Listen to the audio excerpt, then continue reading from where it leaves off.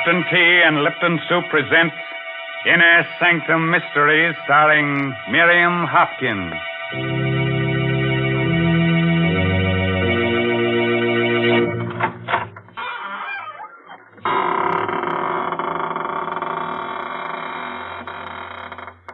Good evening, friends of the Inner Sanctum. This is your host, Raymond, ready as always to provide you with your weekly ration of screams, gurgles, and blood. All in a spirit of gentle fun. I have no other object in mind, except to reduce you to sniveling wrecks of nerves and shudders. Have you got a white sheet handy? You might wrap it around yourself in case a ghost shows up. You'll think you're in the business and pass right on through you. Now, Mr. Raymond, don't be so silly. You know there are no such things as ghosts. Who said that? Oh, hello, Mary Bennett. So you don't believe in ghosts, huh? And, what's that standing behind you, huh? Oh, you shouldn't have done that, frightening me that way. Shame on you. Oh, I'm sorry, Mary. Can I make amends? Well, you might tell the folks how much you enjoy Lipton tea. Oh, gladly. Friends, just the other day, a ghost and I were having a conversation about Lipton tea. Now, here. Enough of that. Nobody is interested in what you and the ghost said about Lipton tea. Oh. No. Let's talk about real people and the solid pleasure they get from Lipton. They drink it at meal times. They serve it when friends drop in for a visit. And, of course, they often brew themselves a cup of Lipton's during the day, just because it's so nice to relax and enjoy that famous brisk flavor. Oh, by the way, that word brisk, B-R-I-S-K, is one that tea experts use. Brisk means that Lipton's always tastes tangy and bracing. It's never flat or wishy-washy. Yes, you just don't know how good tea can be until you know how good Lipton's is. Okay, Mary, suppose you go fry me a cup of tea. But keep the kitchen door open because you're about to hear the story of the Bog-Oak Necklace. It's an original radio play by David Driscoll. And our heroine tonight is that beautiful star of stage and screen, Miss Miriam Hopkins, who'll play the role of Emily. Now, be calm. There's nobody standing behind you. At least nobody you can see. At the edge of a lake, in a small New England town, two men are busy digging an excavation.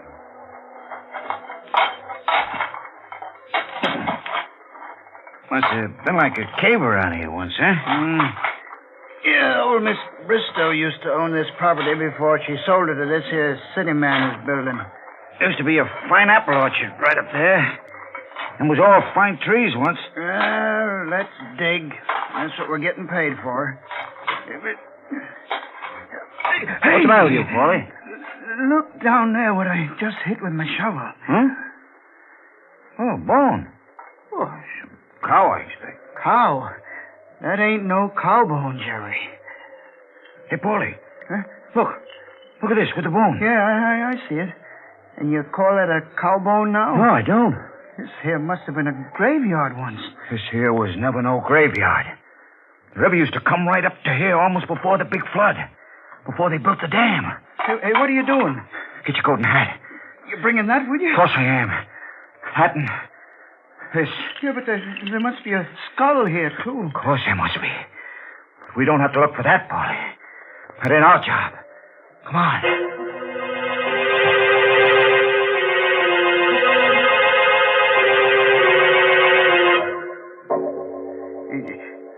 Jerry and me was digging away there, Mr. Warren, down towards the river. And all of a sudden, Jerry kind of yelled. And when I asked him what's the matter, he shows me this leg bone. So I looks, and there's the skeleton right at his feet.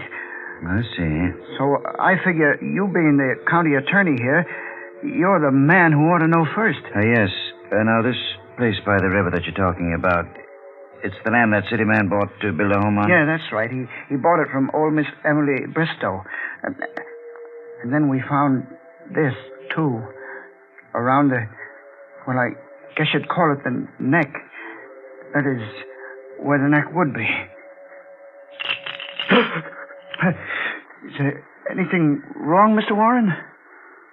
Where did you say you found this bow and this necklace? Well, Jerry and me is making a trench for a water pipe, and we're digging where the old riverbank used to be. Right near the river edge. Leave the necklace with me. If I need any more help, I'll get in touch with you. That's all. Yeah, yes, sir. 40 years. 40 years. Emily Bristow.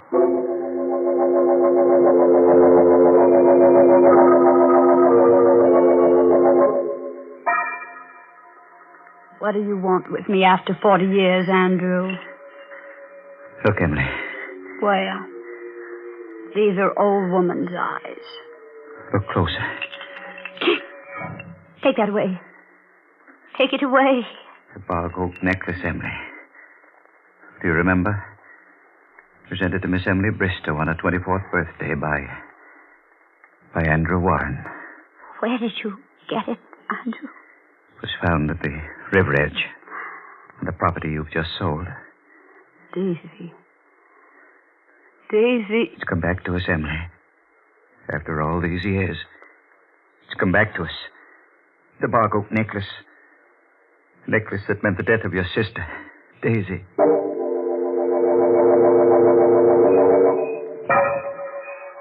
Oh, Andrew. Oh, Andrew, darling. Daisy, there aren't two people anywhere as happy as we are. Of course not. May I tell Emily? Why, yes, I suppose so. After all, she's your sister. She should know. Good night, darling. Look at that moon. Smiling at you. Oh. I'm going to close my eyes, and I won't open them until you're down the road out of sight. Good night, sweetheart. Oh. Good night. Good night, sweetheart. Good night, moon. Oh! Young ladies shouldn't stand staring at the moon that way. Oh, Emily. You frightened me so. Did I? You had a nice drive with Andrew in the moonlight, I hope. Mm-hmm. Emily. Andrew. Yes? Andrew and I, we're... Oh, darling. How will I ever stop my heart from beating so? I can't... Let me say it for you. You're engaged. There you are. It was easy, wasn't it? For you? You've no idea how easy it was for me.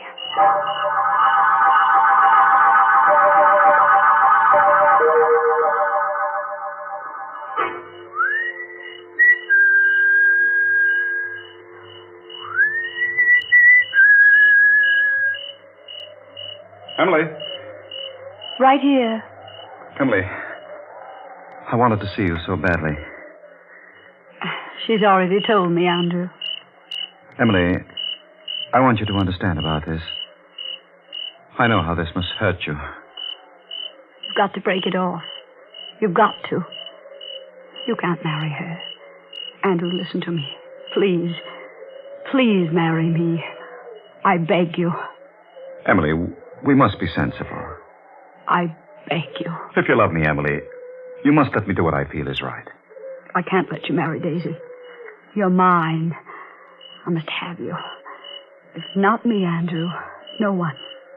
No one else at all. It's too late now. Forgive me. I'll never forgive you. And I'll never let you go. Emily. Never. Never. Never.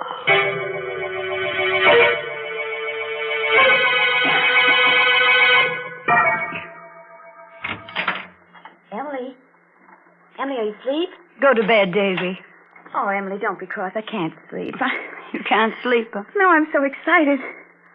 Why, Emily, you're still dressed, too. Oh, so I am. What's the matter, dear? Don't you feel well? Oh, I feel very well. Thank you, Daisy. Emily, what's the matter? Why do you use that tone with me? Oh, darling, you're not feeling well, are you? I can tell by the look on your face. Oh, come on. Come on out into the night. The moon is full, and let's walk up to the apple orchard. After all, Emily, even though we're going to be separated, it won't be forever.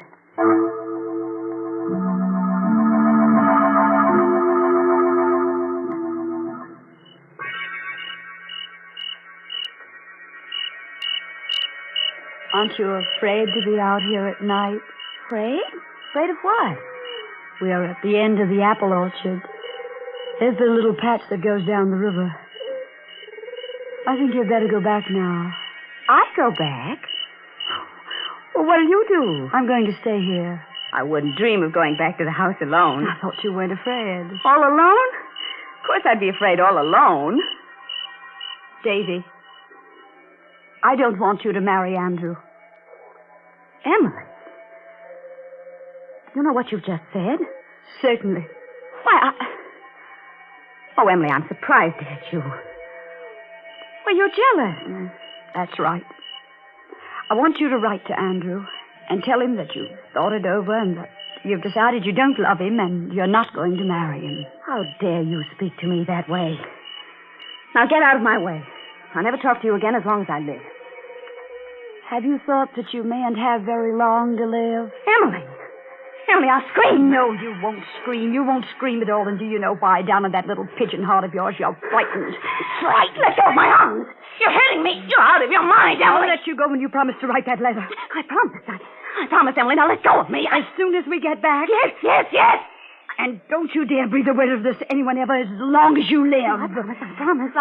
Now, I think we understand who loves Andrew. Yes. I'll let you go. You don't know how close you came. Come back here, Daisy. You'd run away, would you? Emily, I wasn't running away. Please let me go. Oh. What are you doing with that necklace? Emily, don't. I knew I couldn't trust you. I knew I never should have told you. Help. Stop, Emily. You're choking me. I can't breathe. I can't breathe. Oh.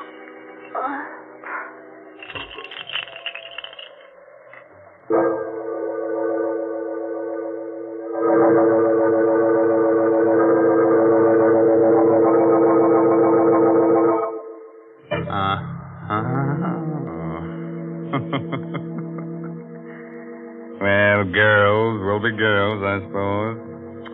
That's kind of pity about little Emily, though. Just think what a wonderful hangman she'd have made if she'd been born a girl. Kind of cute, huh? Being taken for a little swing by a girl. What a terrible woman she is, Mr. Raymond. Oh, now, listen, I like Emily. She's so inventive. Most women will do anything for a necklace, but only Emily knows what to do with a necklace. Now, please. You know very well that the only thing you can do with a necklace is wear it. Oh, yeah? Well, the only thing you can do with Lipton tea is drink it. Well, what's wrong with that? And, Mr. Raymond, maybe you don't realize how often folks do drink Lipton tea. Why, it's the perfect beverage for so many occasions. And that's why it makes sense to have a good supply on hand, to buy the larger, more economical size packages. And it is more economical that way, too. Oh, yes. It's wise to have a large size package of Lipton tea on your shelf because that well-known brisk flavor, that bracing, full-bodied taste, makes Lipton's always welcome. That gives me an idea. Maybe we should have had Emily and little Daisy talk out their quarrel over a cup of Lipton tea. Oh, man, that'd be chummy. But it's too late now. Daisy is stretched out on the ground with a Bog-Oak necklace twisted tight around her neck. She's not sleeping now. She's just dead to the world. So, let's get back to our star, Miss Miriam Hopkins, who plays the role of Emily. Daisy, get up. Get up this minute and stop teasing me. You're not hurt that bad, and you know you're not.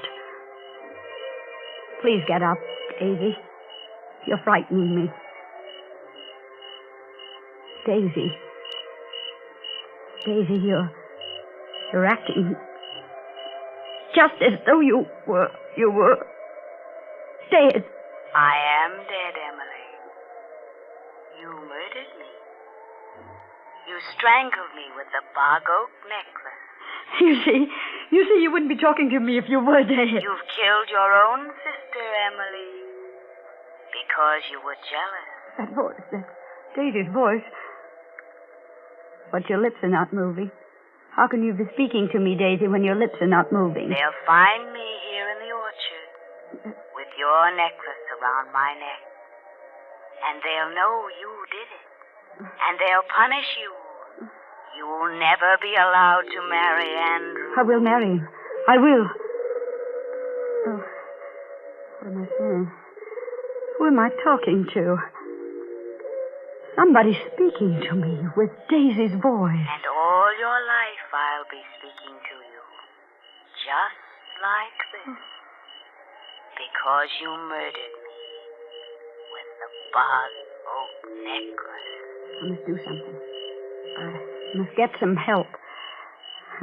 Somewhere I must get some help. She can't be dead. I just pulled the necklace a little bit, not tightly at all. You pulled it very tightly, Emily.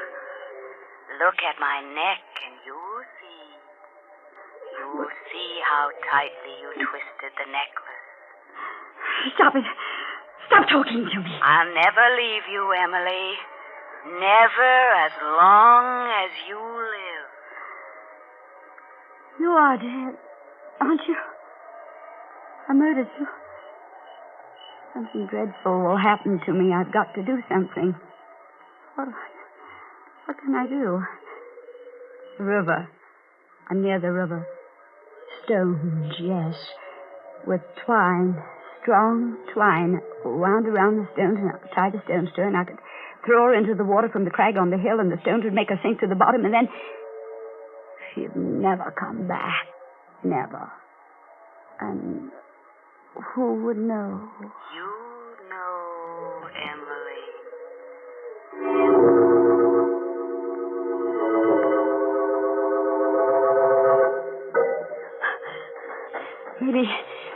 Maybe when I get back to her, she'll be moving and I'll talk to her.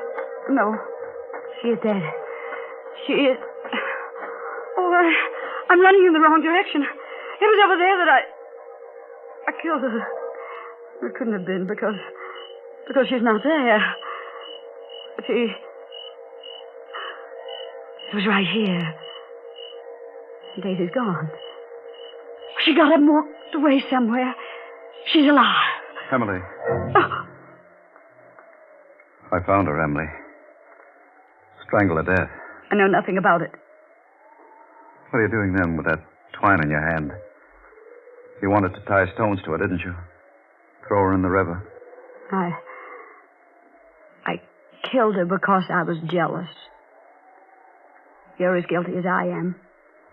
Because you should have married me. Yes, I am as guilty as you are. What will become of me now? All my hopes, my ambitions. If we can get rid of the body, then we can get married after all. It'll only take a little while for people to forget, and then we can go away somewhere. Begin I never want to over. look at you again as long as I live. I hate you. I came back here to speak to you again. I wanted to tell you I'd done a wrong thing. That I ought to marry you. I wanted to arrange with you about Daisy. How we could tell her without hurting her too much. I was heading toward your window when I saw her. Strangled with the Bog-Oak Necklace. What have you done with it? Exactly what you planned to do. Because no woman would have the strength to do it. I had rope in my rowboat. I tied stones to the body. Rowed a bit into the river with it. Dropped it overboard. The plan works, you're safe. If it doesn't, he'll die. And I'll go to prison.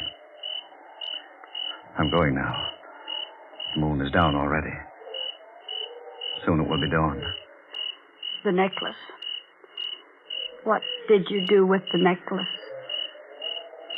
I left it where it was.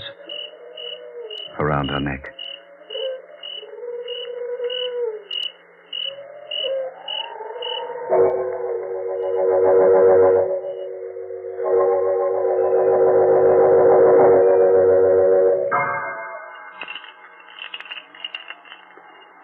That sound, the sound the necklace makes. I have heard it every night for 40 years.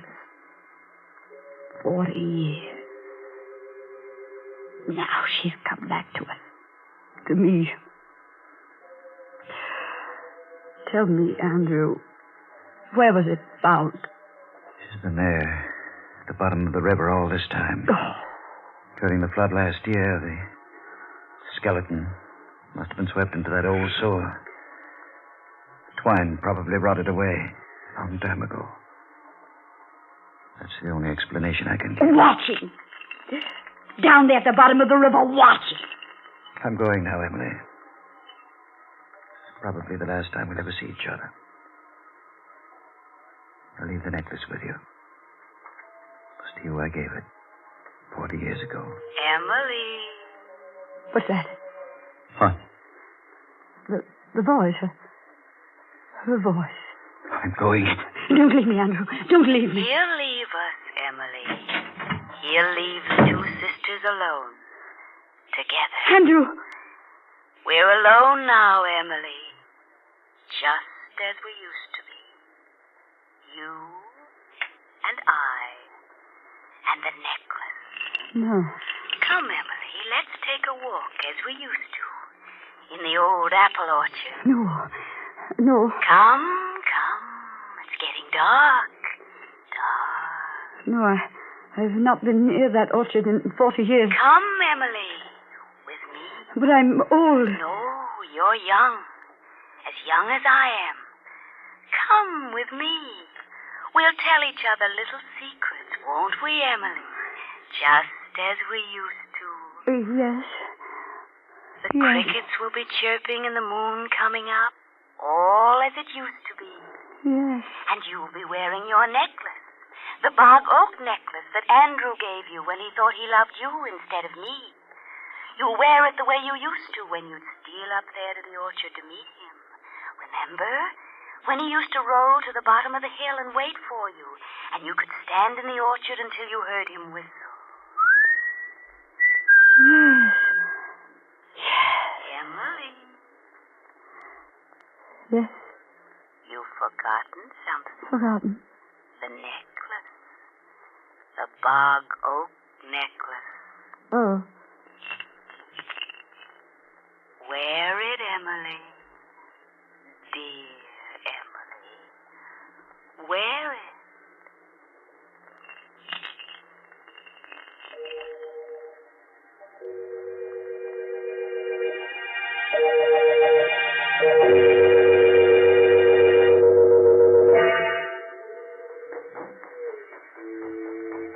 Come, Emily, come. I can't run as fast as I... Come, Emily, Yes, dear. come. He's waiting. Yes. Listen. Oh. Andrew's whistling for you. Answer it, dear. Go on. I can't whistle. That's strange. You must run faster, Emily, faster. Oh, you must run so much faster. Through the apple trees, bending beneath the branches. He may not wait. Listen. He's angry with you because you're keeping him waiting. All out of breath. These apple trees. The branches, they're in my way. I can't bend over. Faster. He may run off with Daisy. No. I'm coming, Andrew. I'm coming. Wait for me, Andrew. Wait for me. Oh, that necklace. Emily, you caught it in a branch. Turn around, Emily. Turn around.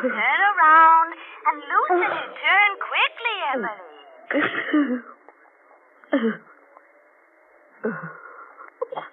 That's the way my voice sounded one night long ago. When I wore the Bog-Oak Necklace. When I, too, was strangled by the Bog-Oak Necklace.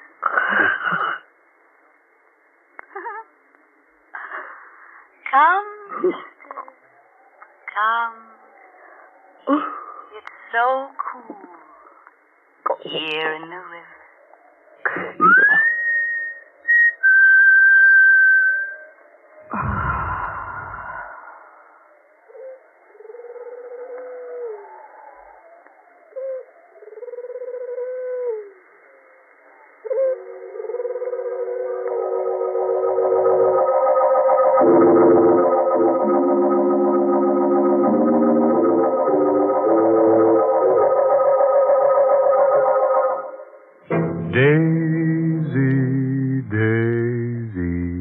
Tell me your answer true. Who gets choked first? Me or lovely you? If you'll be the first to strangle, I'd appreciate your angle. And when I learn that it's now my turn, I'll gargle as nice as you. What awful words to sing to such a nice song. Oh, but listen, I sing so well, and I can recite, too. Shall I recite you something suitable? Say a Mother Goose rhyme, huh? Mr. Raymond, you don't know any Mother Goose. Is that so? Well, I know one that you love. Listen. Polly put the kettle on, Polly put the kettle on, Polly put the kettle on, and we'll all have tea. Well, that's fine. Only I hope Polly makes sure that it's Lipton tea. Naturally. But I suppose there's little doubt that she'll use Lipton. Because after all, more people drink Lipton tea than any other brand. The reason for that is Lipton's famous brisk flavor. Yes, Lipton tea is never flat or insipid.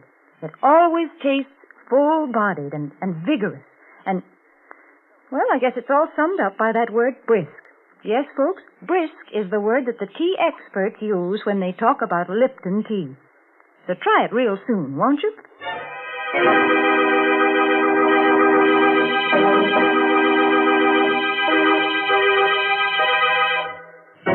They say, of course, I just tell you what the gossip is in the morgues I visit. They say that Daisy and Emily can be seen almost any moonlit night. Skull gently touching skull, floating through the old apple orchard as of yore. If you'd like them in your home, you could use their ration coupon. Outside of rattling a bit when the wind blows, they're very nice and companionable, especially on dark nights. And in the summer, you can always use them for scarecrows in your victory garden. By the way, this month's Inner Sanctum Mystery novel is The Outsiders by A.E. Martin. Well, now it's really time to close that there squeaking door until next week at the same time when Lipton Tea and Lipton Soup will once again bring you another Inner Sanctum Mystery produced under the direction of Hyman Brown.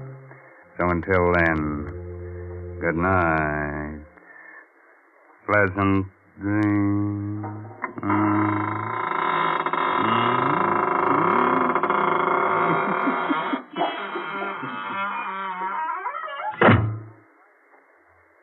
I wonder what our grandmothers would have said if they had heard about Lipton's noodle soup.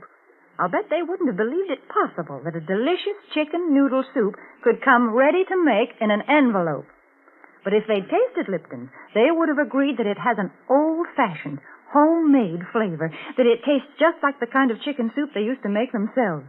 And Lipton is economical, too. It costs less and makes more than canned soups. So, folks, be sure to try Lipton's Noodle Soup. And be sure to tune in next Tuesday night for another Inner Sanctum Mystery. This is CBS, the Columbia Broadcasting System.